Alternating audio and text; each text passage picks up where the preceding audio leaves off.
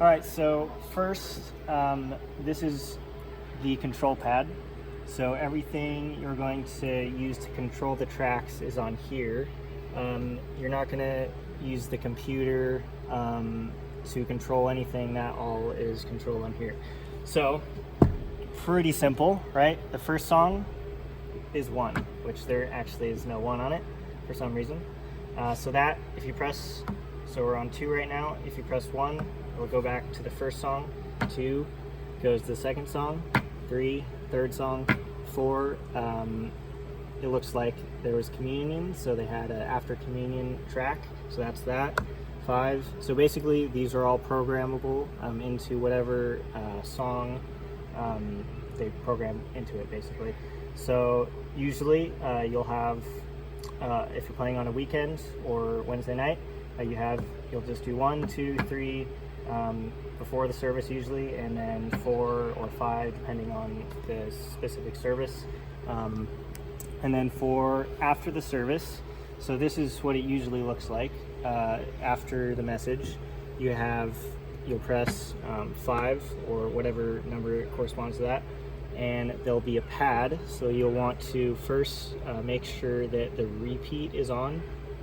So if we go here, see this little area is a repeat section where it will start the click, but it won't start the song.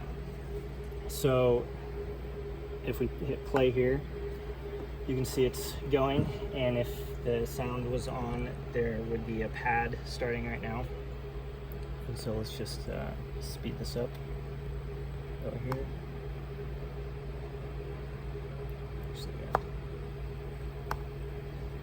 So repeat, and then that will just loop. So then that's useful because you have the click in your ears, so that people, the guitarist and keyboard and other instruments can have the click going, so that when the song actually starts, they can be playing the right tempo, which is helpful. So then when Kevin or whoever's preaching is finished praying and they're like, all right, let's worship, you just hit repeat and then start the song. Simple as that. One thing you want to make sure that before you start this, like the last song, you want to make sure that repeat is on, because if it's not, it'll just go and start the song.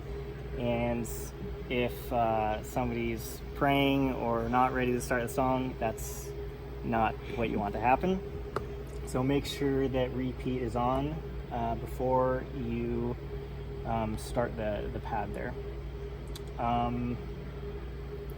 Yeah, I think that's, oh, one other thing. So this button right here is the follow button, and if you press it, there it corresponds up here to this little icon on the computer. So pressing that on and off, and what that does is it will make the screen follow where the song is, basically. So if you don't have it on,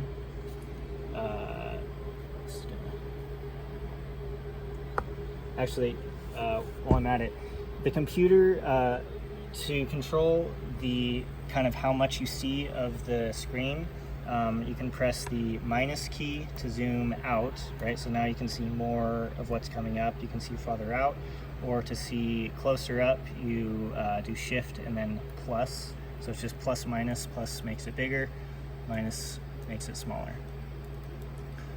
So yeah, you can just customize that to how far ahead in the song you want to see, or how, if it's closer up, you'll be able to see more specifically, like how close you are to a certain part.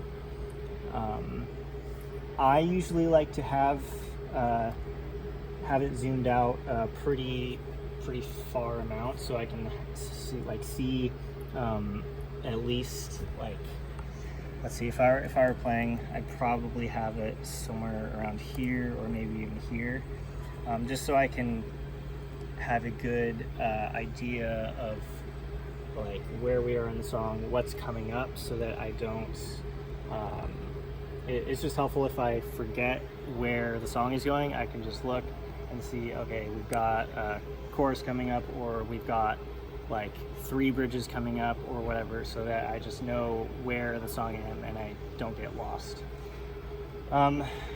So if we, to go back to the follow button, let's just zoom in really far here so this doesn't take forever. It's still okay. So the follow button is not on right now.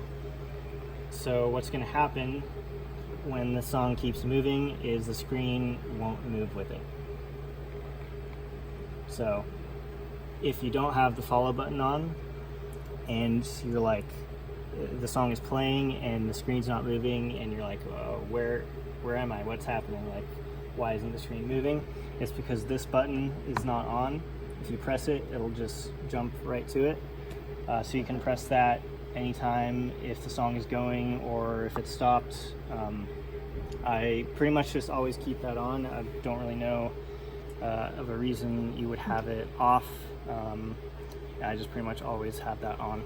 But if the screen is not following the song, then just check that. That's how you get the follow to work. And I think that's about it for Ableton.